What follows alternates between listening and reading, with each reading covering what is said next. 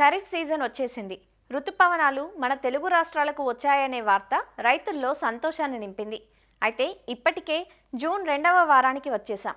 ఆపై ఎల్నినో ప్రభావం ఉంటుందని వాతావరణ నిపుణులు హెచ్చరిస్తున్న నేపథ్యంలో రైతులు వరి సాగు పట్ల కొంత అప్రమత్తంగా ఉండాలి.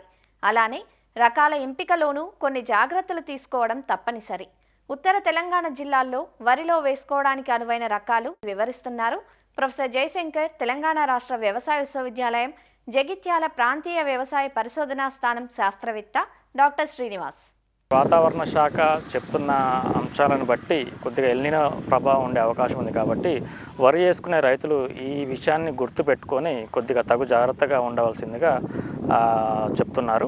తెలంగాణలో చూసుకున్నట్లయితే 3 లేదా 4 కాల పరిమితి గల రకాలు అందుబాటులో ఉంటాయి. దీంట్లో చూసుకున్నట్లయితే దీర్ఘకాలిక రకాలు, అదేవిధంగా మధ్యకాలిక రకాలు, అదేవిధంగా స్వల్పకాలిక రకాలు, ఇంకా అతి స్వల్పకాలిక రకాలు కూడా రైతులు వేసుకునే అవకాశం ఉంది. అయితే ఈ దీర్ఘకాలిక రకాలు వేసుకున్నట్లయితే రైతులు ఈ మే చివరి వారం నుంచి జూన్ 15 లేదా 20 లోపే నారు పోసుకోవాల్సిన అవసరం ఉన్నది.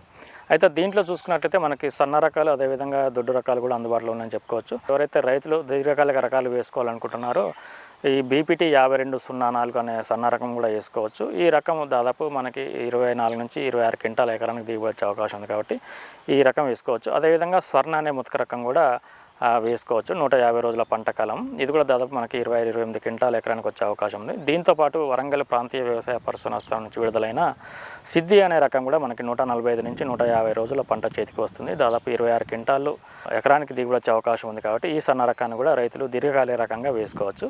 అయితే ఇంతకుముందు చెప్పినట్లు ఇది మే చివరి నుండి జూన్ 15 వరకే నార్లు పోసుకోవాల్సిన అవసరం ఉంటుంది. మరీ లేటుగా పోసుకున్నట్లయితే మనకి ఈ రకాల యొక్క పూత దశ మనకి నవంబర్లో వచ్చే చలికి కోయిన్సైడ్ అయ్యి దిగుబడి తగ్గే అవకాశం ఉంది కాబట్టి ఈ తేదీలలో మాత్రమే నారు పోసుకోవడం అవసరం ఉంటుంది. అదేవిధంగా మధ్యకాలిక రకాలు కూడా రైతులు వేసుకోవచ్చు. ఈ మధ్యకాలిక రకాలు ఏంటంటే దాదాపు మనకి 130 నుంచి 140 రోజుల్లో పంట చేతికి వస్తుంది.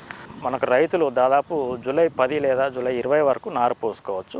సో ఈ రకాలు చూసుకున్నట్లయితే జేజెల్ 11470 అనే రకం కానివ్వండి, లేదా జేజెల్ 384 అనే రకం కానివ్వండి, లేదా జేజెల్ 3828 అనే రకం కానివ్వండి, ప్రాణహిత, అదేవిధంగా వరంగల్ ప్రాంతీయ వ్యవసాయ పరిశోధనా స్థానం నుంచి విడుదలైన WGL 32-100 అనే రకం కూడా ఈ మధ్యకాలిక రకంగా సాగు చేయవచ్చు. అదేవిధంగా రాజనగర్ పరిశోధన స్థానం నుంచి విడుదలైన 11718 RNR 11718 కూడా ఇది మధ్యకాలిక రకము, కొంచెం గింజ దుడ్డుగా ఉంటుంది. అదేవిధంగా పొడవైన గింజ ఉన్న RNR 28361 అనే రకం కూడా మధ్యకాలిక రకంగా సాగు చేసుకోవచ్చు.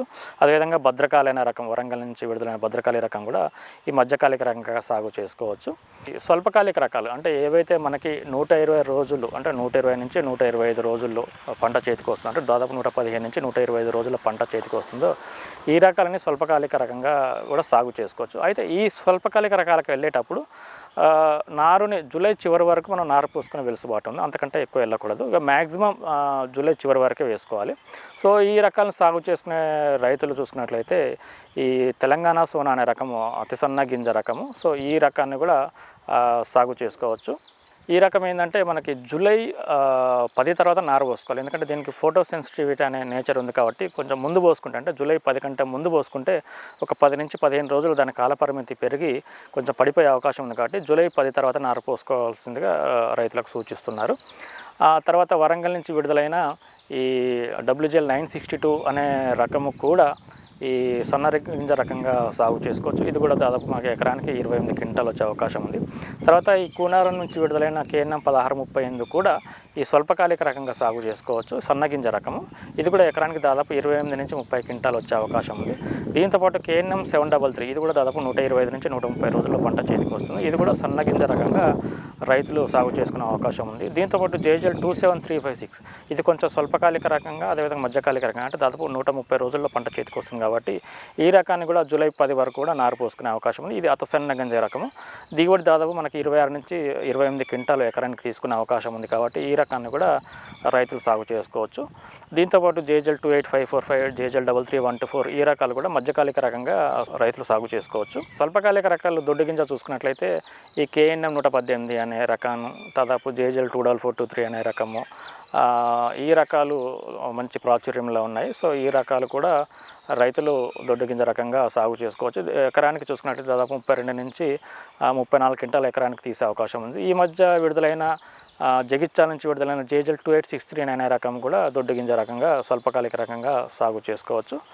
సో కాబట్టి ఈ రకాల రైతులు సాగు చేసుకునేటప్పుడు కాలపరిమితిని బట్టి, అంటే వాళ్ళు ఎప్పుడు నారు పోసుకుంటారు అంటే దాన్ని బట్టి కాలపరిమితి ఎంచుకోవాలి. లేటుగా నారు పోసుకున్నట్లయితే, అంటే వర్షాలు లేటుగా పడి ఇప్పుడు జూన్లో పడకుండా జూలైలో వర్షాలు పడుతున్నాయి అనుకోండి, ఒకవేళ రైతులు అప్పుడు నార్లు పోసుకోవాలనుకుంటే మాత్రం స్వల్పకాలిక రకాలుగా వెళ్ళాల్సి ఉంటుంది. లేదు వాళ్ళకి నీటి సౌలభ్యం, నీటి వసతి ఉన్నది, ముందు పోసుకుంటా అంటే వాళ్ళు ఈ మే చివరి నుంచి ఈ జూన్ 15 వరకు దీర్ఘకాలిక రకాలకు వెళ్ళొచ్చు. బట్ లేటుగా వేసుకునే రైతులు మాత్రం స్వల్పకాలిక రకాలకు వెళ్ళవలసి ఉంటుంది.